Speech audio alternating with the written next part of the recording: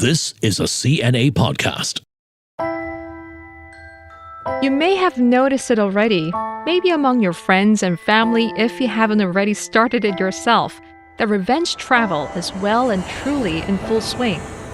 Even as the world as a whole emerges from the worst of the pandemic, Changi Airport is already buzzing with activity, and it was announced it will return to pre-pandemic profit levels quicker than expected.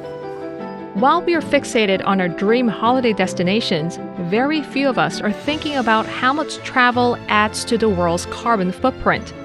According to the UN, the tourism industry's carbon emissions are expected to increase by 25% by 2030. Is it at odds to have a luxurious holiday and also seek to reduce our carbon emissions at the same time? In this episode of the Climate Conversations, I ask an industry insider all about how the tourism industry is rethinking its operation and what are the obstacles that still stand in the way. When we look at big goals like decarbonization, we always like to describe it as our carbon Everest. And nobody climbs Everest overnight, right? Joining me today is Mr. Lee Cheh Hsien, Divisional Director, Planning at Sentosa Development Corporation. Cheh Hsien is responsible for all things sustainability at Sentosa. He wants to ensure that the island transforms into a sustainable destination where guests leave with great experiences without leaving a carbon footprint behind. Cheh Hsien, welcome to the Climate Conversations. Oh, thank you for having me here. Well, first off, how has the recovery been for Sentosa from the impacts of the COVID-19 pandemic? Are you seeing a jump in tourist arrivals to the island? Certainly, especially in 2022, we're seeing month-on-month changes, particularly in Asia as borders open up. So it's really good to have our international guests come back. But we're also making great effort with the local audiences as well. We are hoping to come up with new things that will attract both the tourists as well as the locals to keep coming back to Sentosa. Now, the pent-up demand for travel is certainly welcome news for those in the tourism industry, but it could also mean overconsumption, the huge amount of waste and increasing pollution. The sustainable travel by nature, it sounds like an oxymoron, doesn't it? From a resort island's point of view, how challenging is it to balance the two? I think it is a practical challenge marrying sustainability and our need to travel and enjoy ourselves. So destinations like us, we need to play our part. So take for example in Sentosa, pre-COVID, we welcome 19 million visitors annually. So that's a great opportunity for us to be able to advocate for sustainability if we get things right. Sustainable living is not just for future generations, but we can start today. So back in 2021, the island announced its plan to reach net zero emissions by 2030 and unveiled a roadmap to accelerate that transition. How is the progress coming along? Sustainability has always been a tenet of how we develop the island. But I think this roadmap gives us specific guidelines and targets, and that's very helpful to accelerate pathways. The first was bringing the island businesses together to form the Sentosa Carbon Neutral Network, which is a business alliance of industry partners on the island, which are all committed to decarbonization by 2030. During COVID, balancing between planet and profits, it was really difficult. But we were deeply moved when they decided to come together and make sustainability their imperative. So collectively, we build ideas and we execute on our areas of responsibility to reach that goal. We are also building sustainable principles in terms of designing a master plan for our future. On our 500-hectare island, very few people know we have many pockets of ecosystems housing very vibrant biodiversity. So in our blueprint, part of the thinking process is how are we able to connect up these ecosystems so that it allows the biodiversity even greater room to thrive. And also within this, in our coastal protection measures, we'll also be able to deploy nature-based solutions. So that will allow our island to become more climate resilient. Finally, we are also very focused in seeing how we can build in innovative decarbonization solutions. And this is a journey that will take a long time. We'll definitely get into all the specific initiatives a little later, but have you noticed a reduction in environmental footprint? So environmental footprint must always be taken into context. During COVID, there was a decrease, but that's no surprise. With more than half of our usual visitors gone, the reduction is clearly evident. But I think what we have done in this hiatus period is to do a bit of a preparation for the future, beginning to leverage off renewable energy. We do this in two parts. The first part, in which the opportunities are immediately commercially available. So together with RWS, we've deployed 18 underutilized roof sites for solarization, which generates about 4 gigawatt hour of renewable energy annually. But we want to move beyond that as well. We want to look at newer areas, a bit more novel, like for example, tidal or even novel solar energy that would help us be able to maximize every opportunity that we can to decarbonize. So let's try to delve into some of the specific efforts to decarbonize, reduce waste, and conserve nature, starting with the theme parks, because these often require large supplies of energy, water, huge parcels of land, of course, and large crowds that generate huge amount of waste as well. How can these attractions try to go green while staying financially sustainable? So businesses, attractions, hotels included, must look at this in a holistic, whole of life cycle type of approach. First, it starts with design, then it goes into operations, and looking at the carbon profile that it generates across both sides. We started the process of engaging our island partners, and actually during COVID period, the Mount Faber group actually launched a carbon neutral attraction called the Sky Helix. And how it was able to lower its carbon footprint was really by looking at its design, how they use less electricity, the choice of machinery, how they are able to meet all the requirements of operating the attraction without leaving a big footprint. And then they also looked at, well, if there's going to be an energy footprint, how can I procure it from renewable resources? And then later on, how do they install even renewable energy on site to be able to do this? So by thinking holistically and by factoring the cost of implementation into the beginning stage, it makes us able to make more calculated investments in these areas so that we are able to support our sustainability goals and claims. Another area that we have demonstrated how we are able to move towards carbon neutrality is with our Sentosa Golf Club. And Sentosa Golf Club just announced that they are one of the first to reach carbon neutrality. And I think this is through a variety of means. And it's not all just technological solutions. It's a lot of stakeholder engagement, convincing members that this is a worthwhile journey and getting them to also co-invest in some of these efforts, allowing Sentosa Golf Club to be able to reach carbon neutrality faster than many other golf clubs. I mean, full disclosure, I love to play golf, but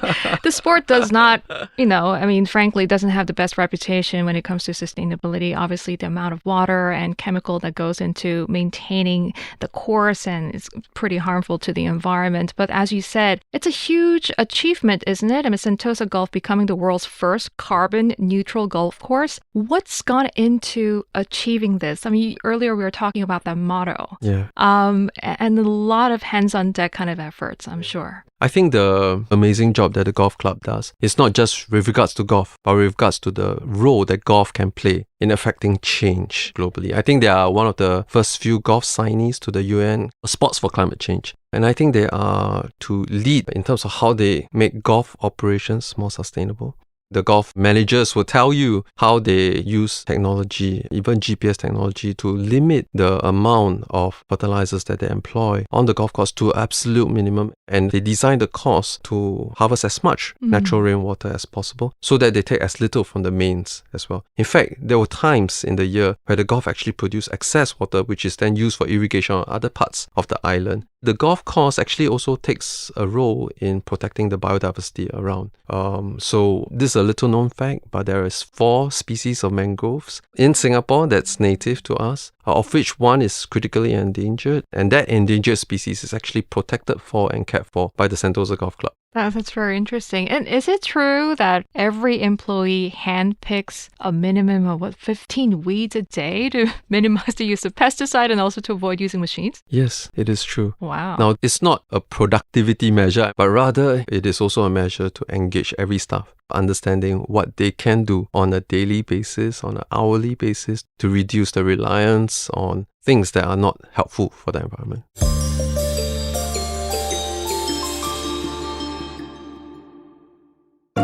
He's Singaporean, but he claims to have a Korean father who is very rich. He promised my daughter he will make her a wealthy lady. This case stands out in terms of the audacious ways that Gerald went about to cheat. This is the story of Singapore's most prolific scammer. Hear how he managed to charm his victims into believing his lies. And we meet him in prison where he tells us his side of the story.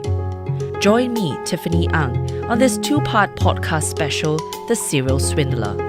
The podcast drops in April and it'll be available on the CNA and Me Listen apps, Spotify, and Apple and Google Podcasts.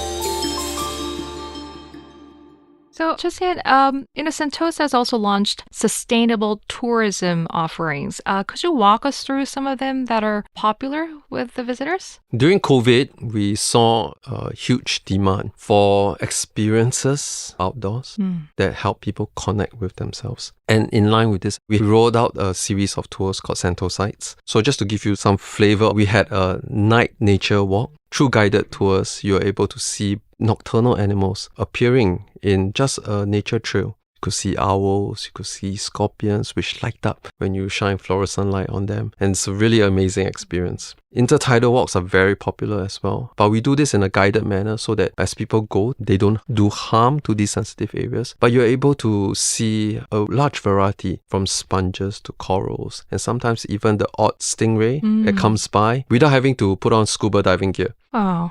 Tell us also about the plan to open tiny houses for short-term stays at Lazarus Island in April. And I hear that Sentosa is actually overseeing that area as well. How is it going to support sustainable tourism? Yeah. So our hope through experience like the tiny homes and the Sentosites is that we can unpack the issues of climate change and sustainability in a fun and educational way. Ah, okay. So that when the guests come, they meet not just their need state for connection, for enjoyment, but also to actually have hope for the future. A visitor to the tiny homes will be able to understand straight off when they enter the zone that it's a rustic environment. And when they see the footprint of the tiny home, they understand that it's designed economically but also sustainably. It's actually in a plug and play concept which leaves very little damage or environmental footprint in the construction process and during the operation process. It's powered mainly by solar. It has food waste generators on site, digesters on site, so that as you stay in the home, you are more conscious about how you live, what kind of environmental footprint you leave behind. And the whole idea is that we want to tell every guest that it's possible to leave lasting memories without leaving a lasting footprint, right? And hopefully this would change a little bit of our mindset around consumption. How would you measure success? That's an excellent question. And again, in a journey where we need to keep getting better and better, today doesn't mean it's success tomorrow. And success today is certainly not adequate in order for us to meet where we need to go. But the initiatives that we have currently carried out, mainly I would say in two areas. The first one is sustainability reporting. So accountability and transparency is very important for us in this journey. And in our sustainability report, we make known our targets, quantitatively what we produce and what we are doing about it. Initiatives that we are doing that will benefit not just the environment, but also community and businesses, so that sustainability is taken in its full context. But other than reporting, we also recognize the need for benchmarking. And benchmarking is important because we need to take reference to global best practices. So we are very happy to share that we have made progress in this area. In 2022, together with RWS, Sentosa was the first destination in Asia to be certified according to the Global Sustainable Tourism Council's destination criteria. And I think this is a big encouragement for us because it is the gold standard in terms of sustainable tourism management. So I think it provides a good starting point. And as standards evolve, as requirements may become more stringent, more specific in future, we can evolve with it as well. Cheh Hsien, would you have any tips for our audience in terms of the ways to practice sustainable tourism? Because we need their help too. Yes, absolutely. I think there are many ways actually. The first one is be a demanding customer. When you go to a hotel or when you go to a stay, ask about what they're doing. And I think you'll be surprised how much business will listen to their customers in terms of what they want. If they know the customers want a more sustainable offering, want them to not change their linen every day, if there is a choice they know their customers are willing to take along with them, you'll be surprised at how willing they are to move in pace with them. The second element is to think about regenerative experience. The trend in sustainable tourism is no longer just looking for responsible players in this industry, but also to see how you can leave perhaps a place better than when you first entered it, which means participating in activities like beach cleanups, perhaps visiting a local community experience so that you can give back to the community. So these are all meaningful ways But the last tip I have is really to travel slow, take more walking path tours, bicycling rides. And actually, in doing so, you get to see a lot more of the local culture. Yeah. You get to experience what that place really wants to communicate. And I think it's a richer experience. At the same time, you actually also lower down your carbon footprint. I think in a generation where we have the opportunity to travel a lot more, let's not be in a rush. But let's try to work harder to take as much as we can out of that travel experience. And I think that will be a wonderful way to say that I'm a sustainable traveler.